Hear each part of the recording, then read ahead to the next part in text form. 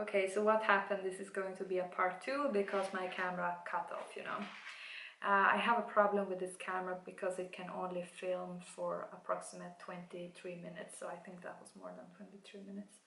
So anyway, what I was talking about was this book, A Season in Mecca, written by Abdullah Hamoudi. And I have purchased this book, and it's part of one of the courses that I have for the spring.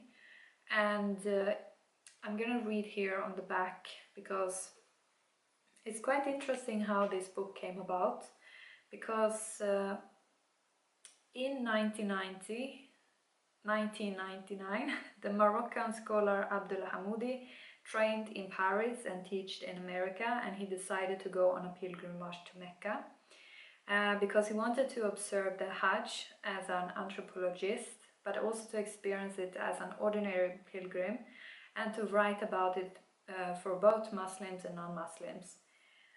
So, and he gives quite detailed accounts of the Hajj, and this is a rare and important book for a subtle and learned and sympathetic writer. So I think that this is just going to be a very interesting book to read about his form of adventure going on this pilgrimage, and what sort of meaning it can have for someone who is a Muslim. And I mean, he's also a professor, so he sort of has, I mean, he can sort of analyze his experience based on his knowledge in the more academic field. Not to say that all of the academic, you know, science is the one and only, but I mean, he has, you know, obviously he has like an analytical perspective on things, most likely, since he has been in the academics. So it's going to be very interesting to have a read through this one. It's very simple text format on this one. So I think this one is gonna be something that I read, you know, with a cup of tea, and you know, just gonna be very interesting to see his experience on this. So that is the final book that I have in front of me here. So this was kind of strange because the camera cut when I was about to do this video. I also been reading one book which I actually have spoken about before, and it's called Power in Global Governance. And that book is published by the Cambridge University Press, and the authors to that book was called, I think, Bennett and Duval. And it was published in 2005. And that book is really good, you know. It's a really good book to sort of grasp the order of things that is making up the global governance today.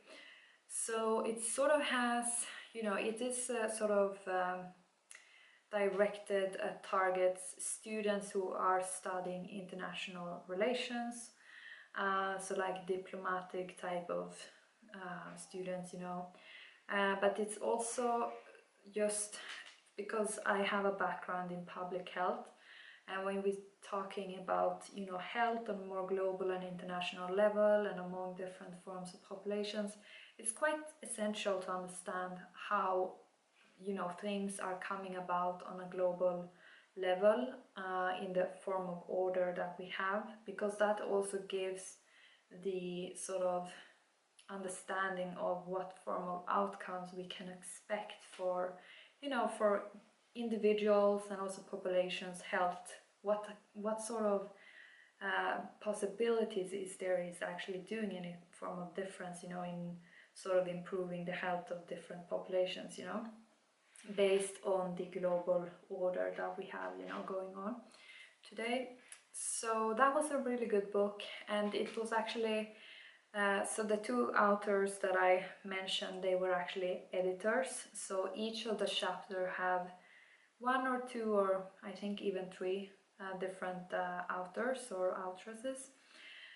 So it's like different scientists or, you know, like academics who have put together those chapters. So it has a good, you know, sort of validity to what it is actually speaking about and what it brings forth. And as well, it's published in the UK by the Cambridge University Press, so it has quite credible you know, background to what it is actually talking about. But I think that for a lot of people to sort of grasp things, that book is really good. I don't know if you know the pricing range for these books, how much they might be if you want to purchase them, but if you have any library, then of course it's quite good to have a look in those. And you know, in university libraries, if you have any of such things available, and also to search for these books, you know, secondhand, because I mean, if you read one book, it probably is not going to get to a better condition, like the pages and stuff. So why not buy it secondhand? Because you will save quite a lot of money actually on buying them secondhand, and then you can return them back, and you can also, you know, get some return on actually selling the book after you have read it, if that's something you're interested on, or pass it on, you know, to someone that you know that might be having an interest. So the language in all of these books, I mean, they are like, you know, targeting academics, and I think that still, if you read it, if you know English, because these books are in English, then it's not going to be a problem. So, I mean, of course, it depends on, you know, how hard you find it to read in English and so forth, but you know, you take a little from here and there, and it's quite, you know, interesting to, if you're looking to expand your understanding of things. And this is quite different type of fields, as I explained. The global governance book is sort of, you know, I mean, it does speak about the politics, but it's targeting international relation students. Corporate finance is, you know, it's in the finance business field. Season in Mecca, well, that's like anthropology and like religion and maybe behavior and so forth. And this one is also in that same category. Secularization, this is like sociology. This one as well, because it talks about the society. So, I mean, it's like a mix of different books here and there, but if you also, you know, not only staying within one field of studies, you're actually gonna get a much better understanding of things if you're actually sort of reading in different fields than only sticking to one. I mean, obviously, this is like one of the problems with, you know, if you're reading in different fields, is that it's kind of time consuming, and also, I mean, for the outcome of the papers and whatever, if you're in the university that you're writing, they sort of, you know, to actually get a good result, it's better if the people who are writing the paper have a bigger formal understanding of how things are functioning based on the prior, you know, stuff that they have read and studied. And that's why many of these papers, like research articles and stuff, have more than one author, just because that adds on like the accumulated and cumulative form of knowledge that they have together, you know. So, but I mean, I have quite interest in just understanding things, you know, more on a holistic form of level. So that's why I try and, you know, take in different forms of knowledge, because it's quite, when you're talking about society related you know, subjects and stuff, it's quite problematic to talk about society related topics if you do not know anything about economy, capitalism and finance and corporations. If you don't know anything about those things, then I don't know how you're going to make an understanding of the society, because most of the things are, you know, sort of shaped by corporations, finance, capitalism and money, and just, you know, economy in some way or another. So it's quite essential to have that formal understanding.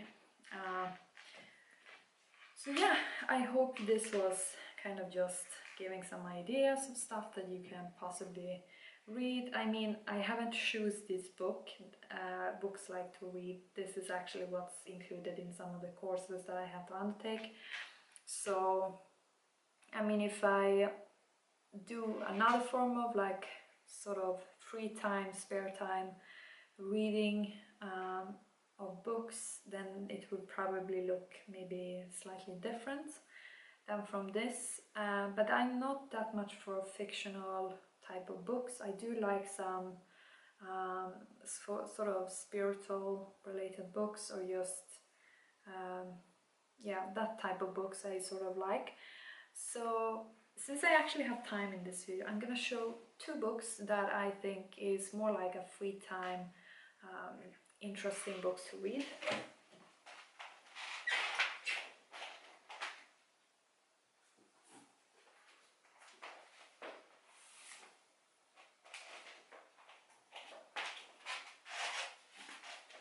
Okay, so the first, this is actually two books, but I want to show them in combination because they sort of goes hand in hand.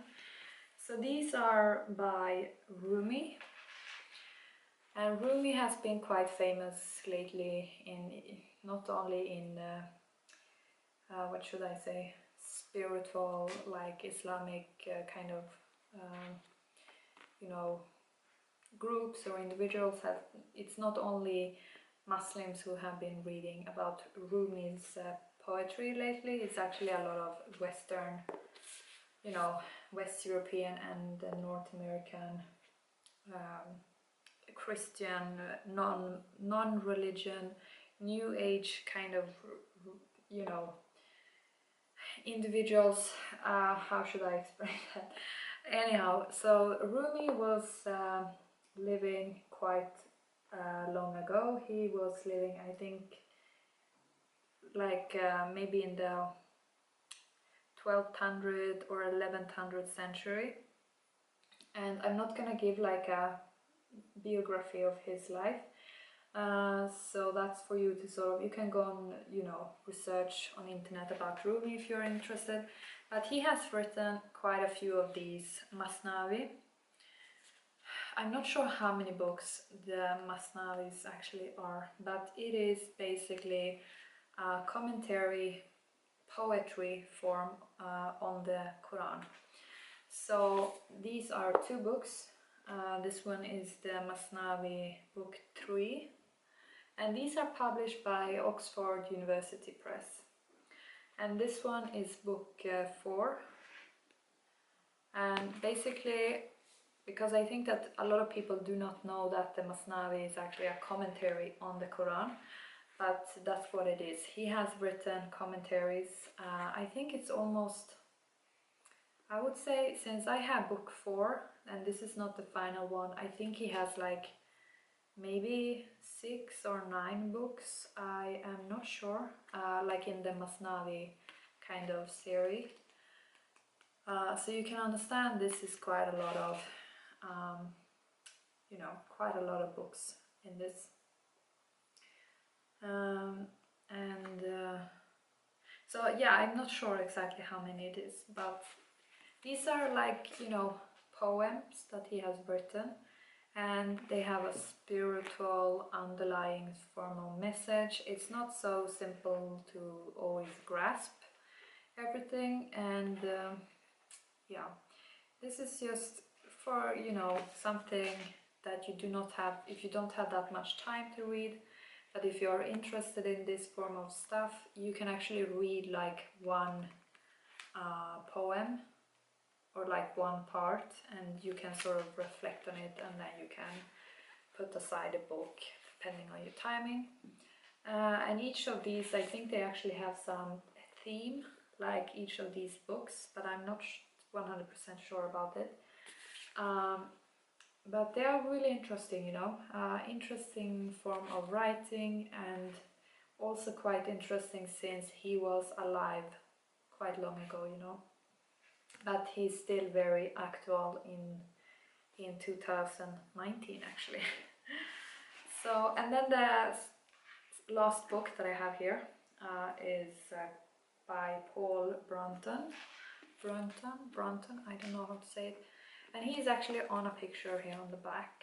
And I got this book in Dubai. But this one you can find, because he was not living in Dubai or something. I think he was from UK maybe.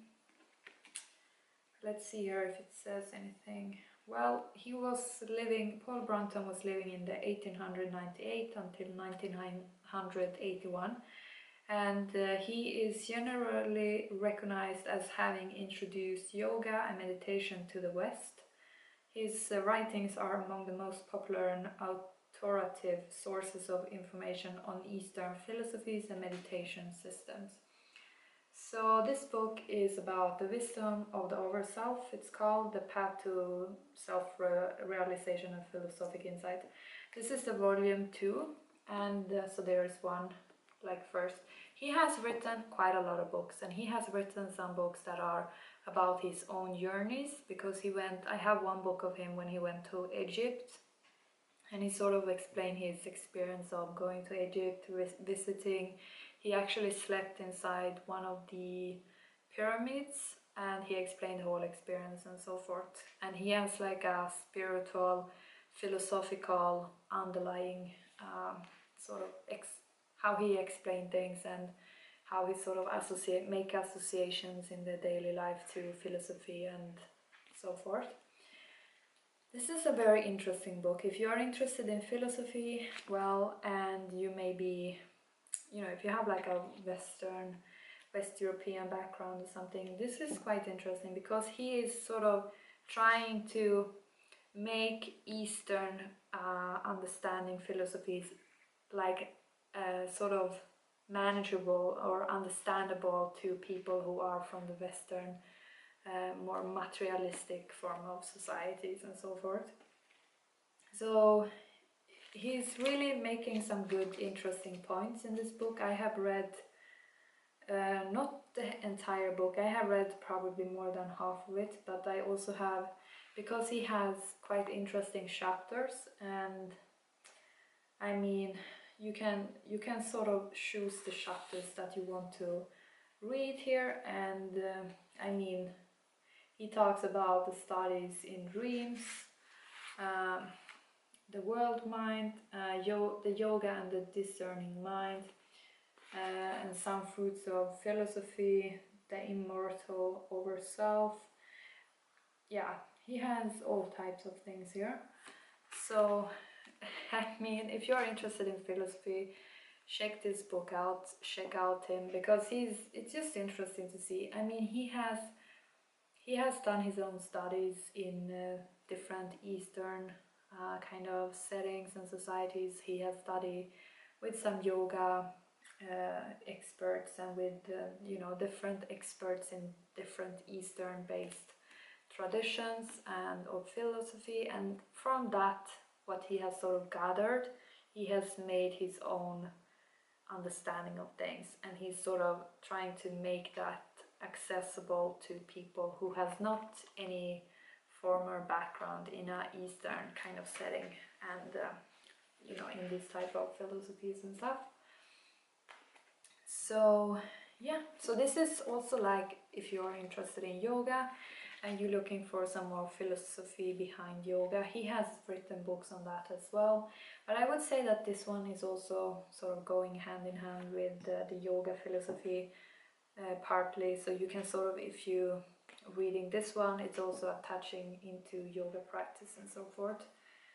And I mean, this is also, since it is 2019 now, I mean, he was writing, let me have a look before the camera is going to shut off, when this book was published, because it makes quite relevance and so forth even today. Yeah, well, actually I think this one was published in 2005, but obviously he had, this is like written, or not written, but this is published after he passed away. But the first version was published once he actually was alive and so forth. But yeah, he has some quite interesting, perspectives, and the way he is sort of explaining things are very accessible. And I mean, I have taken some marked some text here and there in this book. It's quite a lot to read, so you better have some time if you're going to go about and read this one.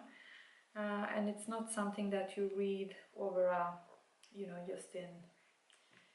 You probably will take some time to reflect on the stuff as well, to actually grasp what he's trying to communicate and sort of explain. So yeah, so those are the books I wanted to sort of recommend, and I mean, they are suitable for someone who's in the academic fields or just in the university in general. And I hope you enjoyed this, and